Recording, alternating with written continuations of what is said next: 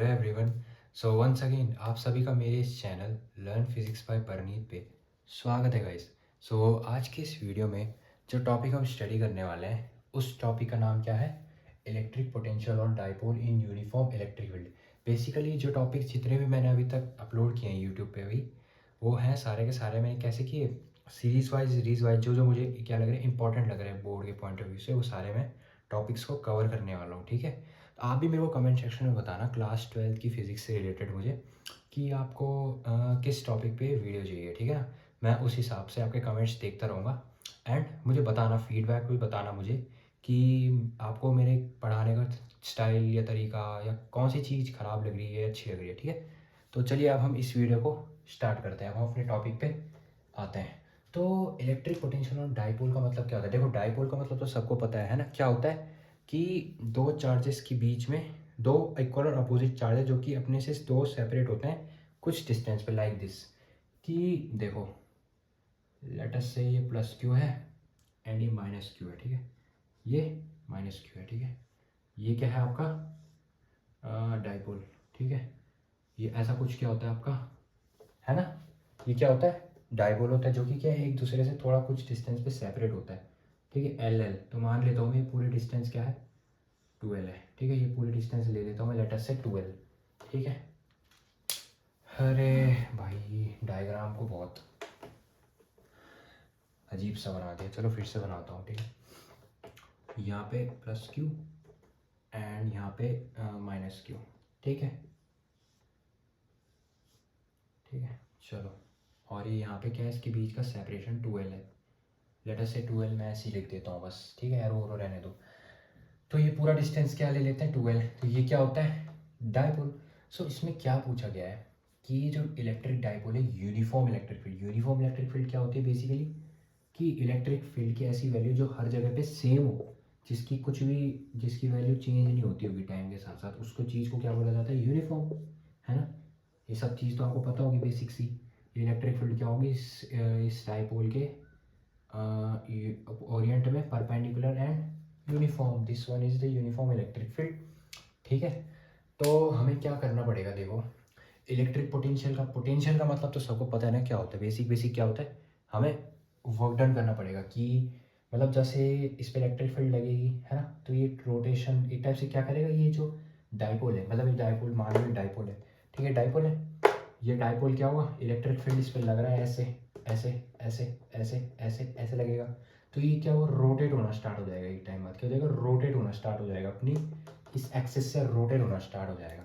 सो इसका मतलब क्या है, हमें क्या करना पड़ेगा, वो जो रोटेशन हो रहा है उसमें जो वर्क डन लग रहा है वो कितना है, हमें बेसिक इस वीडियो में, ये है हमारा मेन मोटो इस वीडियो के थ्रू, कि हमें क्या करना है, कैलकुलेशन करनी है वर्क डन की इस डाइपोल में लगने वाले इलेक्ट्रिक फील्ड की वजह से, जो इस पर वर्क डन लगेगा जिससे ये रोटेट होगा। तो हमें ये करना है। तो आप सभी को पता होगा कि जो वर्क डन का फॉर्मूला होता है क्या होता है, work done is equals to force into displacement. ठीक है, फोर्स इंटू डिस्प्लेसमेंट, इतना तो सबको पता ही होगा, फोर्स इंटू डिस्प्लेसमेंट होता है क्या, वर्क डन का फॉर्मूला। सो अब यार एक बात बताओ, वर्क डन तो चलो ठीक है अपनी जगह, हम निकालेंगे, कैलकुलेट कर देंगे, सही है। सो देखो, हमें मेन पता क्या करना है, मेन अब हमें वैल्यू निकालनी पड़ेगी। अब हमें फोर्स भी निकालना पड़ेगा एंड डिस्प्लेसमेंट भी निकालनी पड़ेगी, कि डिस्प्लेसमेंट क्या है, फोर्स क्या है। तो चलो पहले एक काम करते हैं, इसमें हम फोर्स को समझने की कोशिश करते हैं कि इसमें फोर्स कैसा फोर्स होगा, है ना।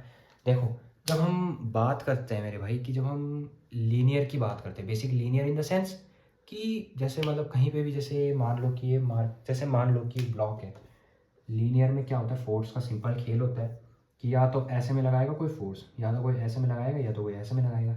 लेकिन इसमें जो फोर्स होगा रोटेशन में, समझने की कोशिश करो, मेरी बात ध्यान से समझो, रोटेशन में जो फोर्स लगता है वो कैसा लगेगा, वहाँ पे कौन सा फोर्स आता है, टॉर्क। टॉर्क क्या होता है बेसिकली, टॉर्क क्या होता है, force into perpendicular distance.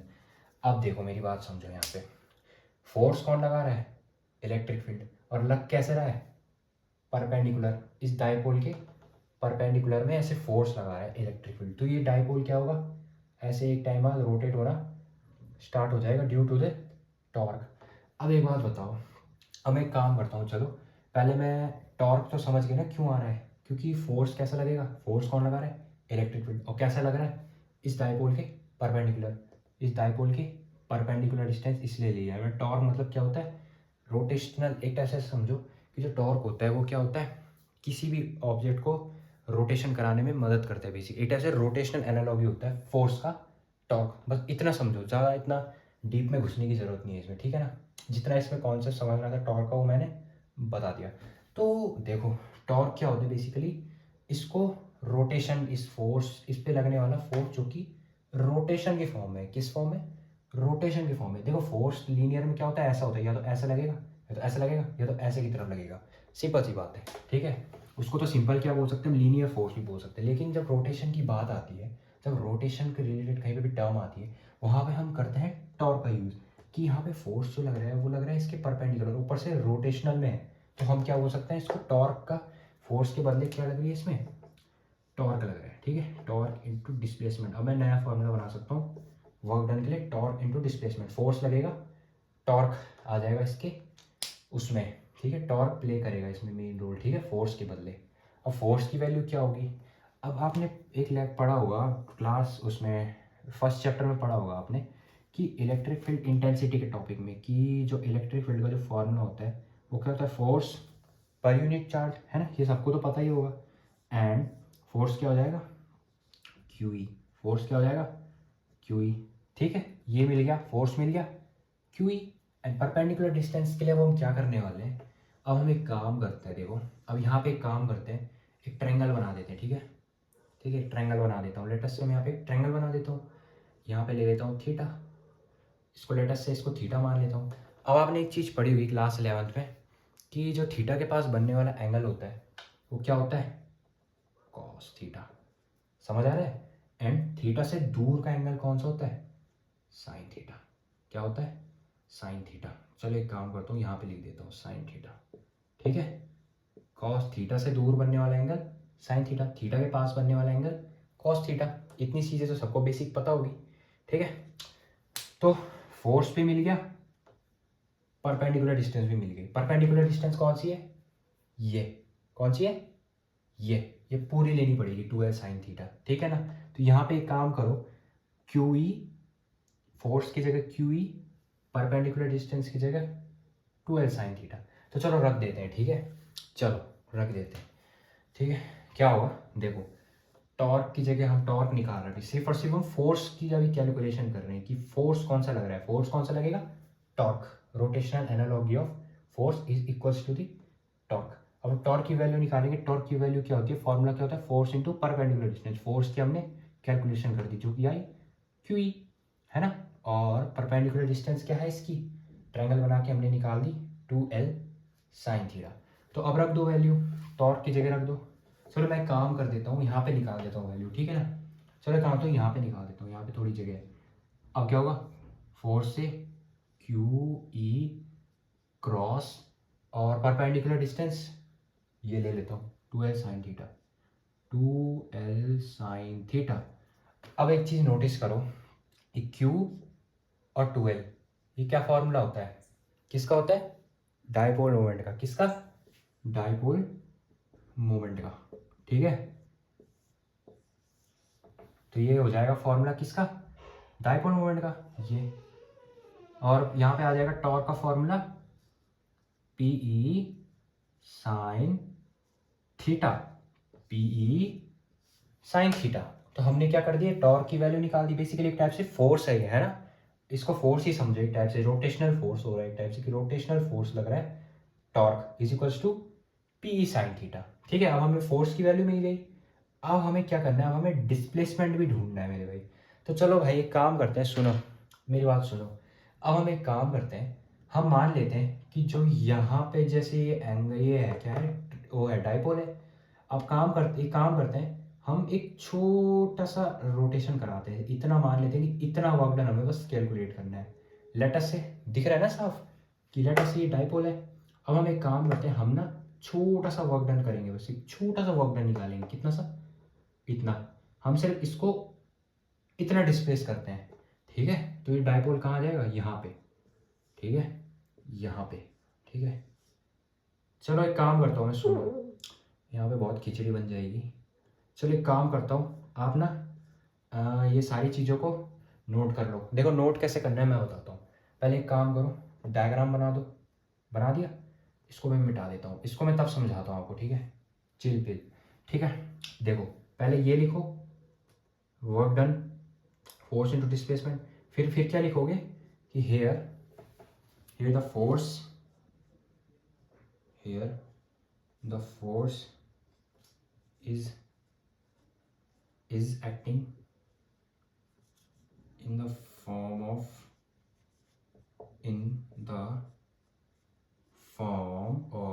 Torque. यहाँ पे जो फोर्स लग रहा है डाइपोल पे, वो किसकी फॉर्म पे लग रहा है? टॉर्क की फॉर्म पे लग रहा है, ठीक है ना? देखो पहले ये लिखो, फिर ये लिखो, फिर ये लिखो, फिर फॉर्मूला डिराइव करके ये सब कुछ करके यहाँ पे लिख लो। कंफ्यूजन तो नहीं हो रही ना? चलो मैं एक काम बताओ, सुनो, मैं इसको मिटा देता हूँ क्योंकि यहाँ पे थोड़े वो हो रहा है, खिचड़ी बना दी खिचड़ी। ठीक है, हाँ तो कहाँ पे था मैं? हाँ, Q.12 क्रॉस साइन थीटा, ठीक है? ई भी था यहाँ पे, I am sorry, E Q.12 sign theta, ठीक है ना? और Q.12 मिलके क्या बन गया? P, तो ये बन जाएगा PE साइन थीटा। मैं एक काम करता हूँ, अब मैं हो रहा हूँ साइड, आप ये नोट कर लो। सो होप करता हूँ आपने जो ये पूरा पार्ट है यहाँ से लेके यहाँ तक ये लिख लिया होगा। मैं इसको मिटाने जा रहा हूँ, ठीक है? चलो भाई, अब इसको मिटा देते हैं। अब हम क्या करने वाले हैं, अब हमें जो वैल्यू मिली, देखो अब क्या करेंगे हम, देखो जो हम वर्क डन निकाल रहे हैं ना, वो कैसा निकाल रहे हैं? छोटा सा। मैंने अभी क्या बताया कि मैंने अभी बोला कि अब हम क्या करेंगे, लेट अस से हम एक छोटा सा वर्क डन कैलकुलेट करेंगे, इतना इतना सा। अब हम इस डाइपोल को इतना डिस्प्लेस कर देंगे, कितना? देखो इतना डिस्प्लेस कर देंगे, ये हो जाएगा plus Q and this will become minus Q. Let us से जो जो एंगल है कितना इसने कवर किया? D theta. देखो एक डिफरेंस समझो, जब भी हम डिस्प्लेसमेंट की बात करते हैं, एक तो होता है रोटेशनल में, एक तो होता है लीनियर में। अब एक चीज़ समझो, लीनियर में हम क्या करते हैं बेसिकली, सीधा सीधा क्या करते हैं, देखो लेट अस से ए से बी पॉइंट पे एक जा रही है एक डिस्टेंस, ए से बी पॉइंट ये यहाँ से यहाँ तक ये।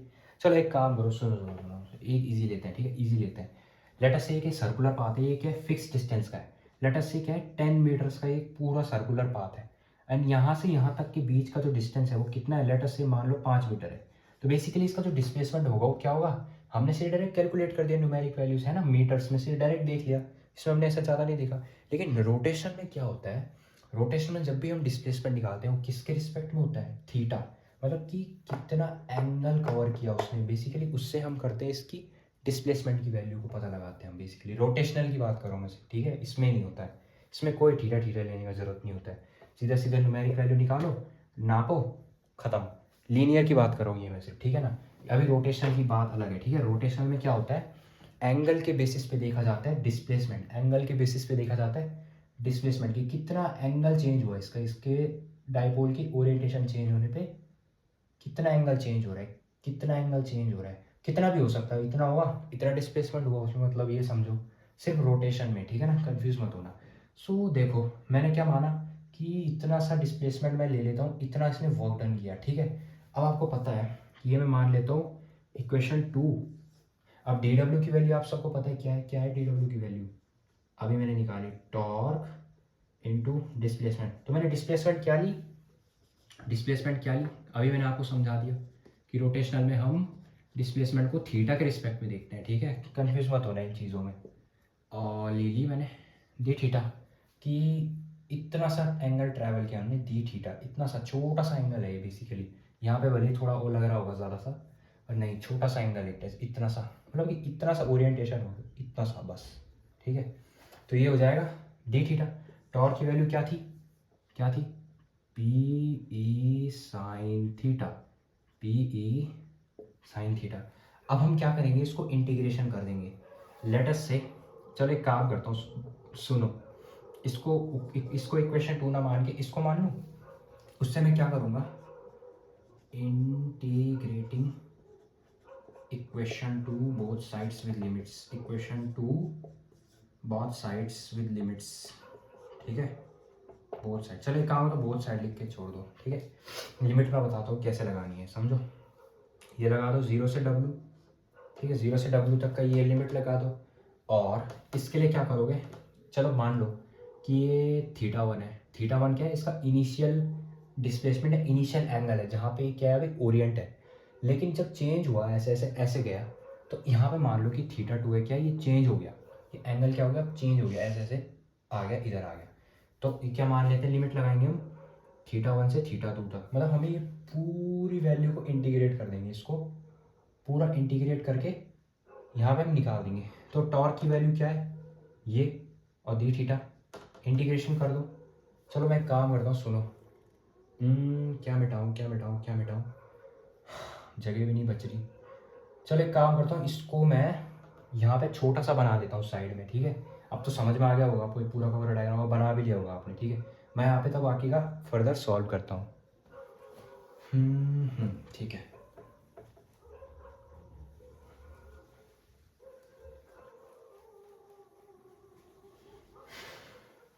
ठीक है। चलो तो यहाँ पे बना देता हूँ मैं, plus Q minus Q, this is your electric dipole which is separated by some distance of 2L, and this is your uniform electric field which is perpendicular to this electric dipole with this respective dipole. so ये है कुछ main बात, ठीक है ना। Torque क्या था, P sin theta. तो अब एक काम करो, टॉर्क की वैल्यू इक्वेशन 2 में पुट कर दो और आंसर निकाल दो। तो ये क्या हो जाएगा, W माइनस 0, ठीक है, इसको मान लो W, ठीक है। ये कर दो θ1 से θ2 तक, PE sine theta D theta, sine theta D theta. अभी हम सिर्फ इतना कैलकुलेशन करना है, ठीक है, कंफ्यूज मत होना बिल्कुल भी। इतने से इतना मतलब कि हम मान रहे हैं कि जो ये डाइपोल है ये बस इतना सा एंगल डिस्प्लेस हुआ, बस इतना सा डी थीटा, ठीक है। ये लेट अस से θ1, लेट अस से दिस वन इज θ2, ठीक है, कंफ्यूज मत होना। तो साइन थीटा का इंटीग्रेशन क्या हो जाएगा, माइनस कॉस थीटा, पी बाहर निकल गया, ठीक है, पी बाहर निकल गया, चलो निकाल दो। साइन थीटा डी थीटा का इंटीग्रेशन माइनस कॉस, चलो एक एक करके करते हैं यार, चलो ठीक है ठीक है ठीक है भाई, ठीक है ठीक है, एक एक करके करते हैं। चलो θ1 से θ2 टक, limit, okay okay okay okay, P sine theta D theta minus cos theta, minus बाहर निकाल दो, minus P cos theta.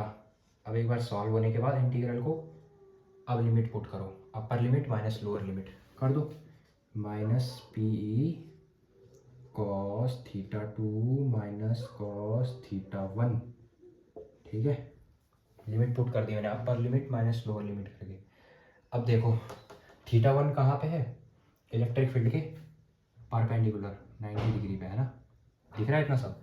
Theta क्या होगा, θ1 क्या है 90 डिग्री पे, इतना तो सबको दिख रहा है, सही है। तो θ1 क्या है 90, ये हो जाएगा 0, इसको 0 कर दो, 0 हो जाएगा, सिंपल। यहाँ पे भी दिख रहा है आप सबको।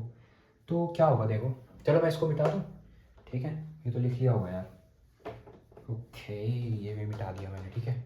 ये हो जाएगा 0, तो ये क्या हो जाएगा माइनस पी कॉस थीटा 2, ये निकल गया भाई मेरा वर्क डन, ये निकल गया मेरा वर्क डन। देखो मैंने सिर्फ ये केस दिया है यहाँ पे, बेसिक जो फॉर्मूला होता है ये यहाँ पे भी कंप्लीट माना जाता है। ये तब है कि जब दोनों थीटस की रिस्पेक्टिव वैल्यूज़ दी होती है न्यूमेरिकल्स में सॉल्व करने में, कि मतलब थीटा भी दे रखा, लेकिन जहाँ पे थीटा नहीं है तब भी केस में क्या मानते हैं, मतलब आइडियल केस ये माना जाता है कि जो डाइपोल है आपको वो 90 डिग्री के ओरिएंटेशन में है। तो हम θ1 को इसलिए यहाँ पे 0 ले रहे हैं क्योंकि 90 डिग्री का है यहाँ पे भी, क्यों θ1 भी दिख ही रहा है वैसे भी। और जब उसमें दिया नहीं होता है थीटा की वैल्यू न्यूमेरिकल में, तो हम θ1 को सीधा सीधा तुम 90 डिग्री भी मान सकते हो, बेसिक सा। और ये बन जाता है हमारा फॉर्मूला। तो जो W होता है बेसिकली किसके बराबर हो जाता है, U के। U का मतलब क्या होता है, मैं अभी लिख देता हूँ साइड में, ठीक है, अभी लिख देता हूँ। तो ये रहा भाई final solution of this one, कि यहाँ से यहाँ तक का जो वर्क डन हो रहा है वो इतना हो रहा है, और माइनस साइन क्या दर्शा रहा है कि जो वर्क डन हो रहा है ये इलेक्ट्रिक पोटेंशियल हो रहा है जो इधर से इधर तक करने में किसके अगेंस्ट हो रहा है, इलेक्ट्रिक फील्ड के अगेंस्ट में हो रहा है, ठीक है ना। तो यू मैं लिख देता हूँ electric potential energy, electric potential energy of an electric dipole, electric potential energy of an electric dipole, ठीक है। लो भाई, लो भाई, ये हो गया, ठीक है। समझ में आया क्या हो रहा है? देखो मैं बता देता हूँ कहाँ से करना है। यहाँ से स्टार्ट करोगे तुम, ठीक है, इधर से स्टार्ट करना, फिर ये करना, फिर ये नहीं, मतलब ये, फिर ये लिख देना, दिख रहा है, integrating both sides with limits, with limits, with limits, मैं लिख देता हूँ लिमिटस, विद लिमिटस, ठीक है, विद किससे, लिमिटस से, विद लिमिट्स, ठीक है। तो ये इसके बाद ये लिख दो इक्वेशन 2 बना के, मतलब पहले ये लिखो, फिर ये इक्वेशन 2 बना के ये लिख दो बस, और फिर यहाँ पे कैलकुलेशन करनी, start start start start start start start, और यहाँ पे ये, फिर ऐसे, फिर क्या करो, W को U के बराबर लिख दो, U क्या है ये लास्ट में एक्सप्लेन करके लिख देना, दैट्स इट, ये हो गया आपका ये वाला टॉपिक का दी एंड। सो आई होप आपको जो ये छोटा सा लेक्चर है electric potential due to electric dipole due on uniform electric field का समझ में आया होगा। तो चलो ठीक है गाइस, मिलते हैं किसी और नई नेक्स्ट वीडियो में। सो आज की इस छोटे सी वीडियो में बस इतना ही। Thanks for watching. Radhe Radhe.